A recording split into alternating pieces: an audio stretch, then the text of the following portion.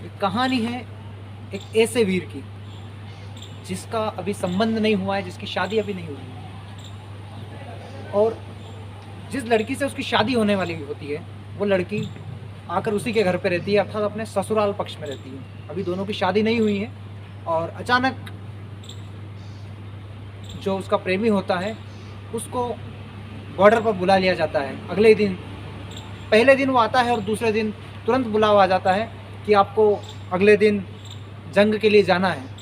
तो उस माहौल में जो उसकी प्रेमिका होती है उसके ससुराल में रहते हुए, क्योंकि दोनों परिवारों का आपस में सामंजस्य बहुत ही शानदार होता है, उस वजह से बिना शादी के वह अपने ससुराल में आकर रहने लगती है।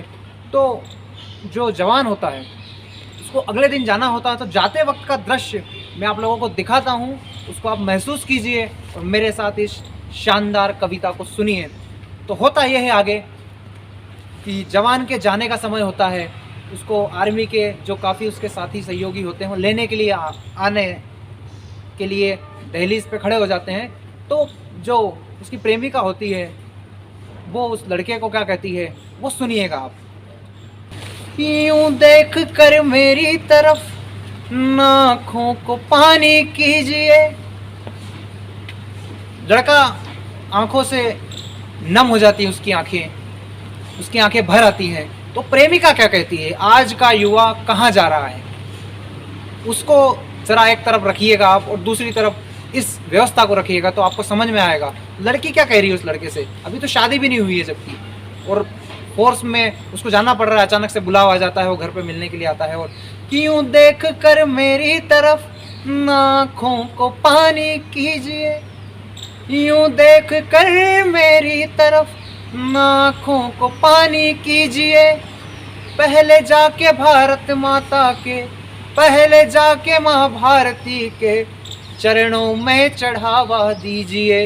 यूं देख कर मेरी तरफ आँखों को पानी कीजिए, यूं देख कर मेरी तरफ आँखों को पानी कीजिए। घर बचे कुछ शेष तब इस आंगन का पानी पीजिए। फिर आके मेरी जिंदगी को आप रोशन कीजिए, फिर आके मेरी जिंदगी को आप रोशन कीजिए। यूं देख कर मेरी तरफ आँखों को पानी कीजिए। क्या कहती है एक प्रेमिका जाते हुए जवान से कि आप अपनी आंखों में पानी मत भरिए, आपको अपनी आंखों को नम करने की ज़रूरत नहीं है। मतलब इतना हौसला देती है उसको लड़ने के लिए, देश को, देश की सेवा के लिए। यूं देख कर मेरी तरफ आँखों को पानी कीजिए, यूं देख कर मेरी तरफ अपनी आंखों को पानी कीजिए। माँ भारती के चरण में पहले अपनी जवानी दीजिए। फिर आके इस दहलीज पर, फिर आके इस दहलीज और इस आंगन का पानी पीजिए। माँ भारती के चरण में पहले अपनी जवानी दीजिए।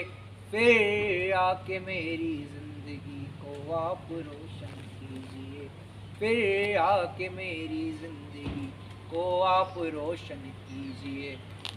अगली लाइन में क्या कहती है प्रेमिका कि जंग में बस जीत होगी, कि जंग में बस जीत होगी, यह संकल्प खुद को दीजिए। कि जंग में बस जीत होगी, यह संकल्प खुद को दीजिए। फिर होगा दिवाली हर एक दिवस, रात सारी तीज है। फिर होगा दिवाली हर एक दिवस, रात सारी तीज है। तब आके मेरी जिंदगी को आप रोशन कीजिए। माँ भारती के चरण में, माँ भारती के चरण में यह जिंदगानी दीजिए। घर बचे कुछ शेष तब इस आंगन का पानी पीजिए। कह रही प्रेमिका कि आपको इस आंगन का पानी पीने की कोई जरूरत नहीं जब तक आप उस देश की रक्षा के लिए लड़ नहीं सकते। जबकि आज का जो युवा पीढ़ी है वो किसी दूसरी दिशा में, गलत दिशा में भाग रही है। तब आके शेष घर कुछ बचे तब इस आंगन का पानी पीजिए। फिर आके मेरी जिंदगी को आप रोशन कीजिए, फिर आके मेरी ज़िंदगी को आप रोशन कीजिए।